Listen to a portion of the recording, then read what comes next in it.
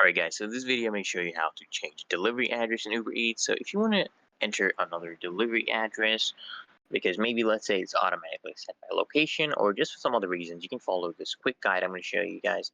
So first things first, you want to open up your Uber Eats app, guys. So open up your app and then you want to tap here. Near now, you want to tap on your current address. This is the address that has been set right now, maybe automatically or you set it yourself. Just tap on that. And then guys, what you want to do is tap on the pen icon near the address that you actually want to change. Once you tap on that pen icon, you're going to come to this page, guys. Here, you're just going to need to change your address, put in your new address, your building, apartment name, street, pin code, everything, guys. You want to tap all that, save all that, and tap on the save and continue button. Okay, guys? And now you have basically changed your delivery address in Uber Eats, guys. It's actually that easy and simple.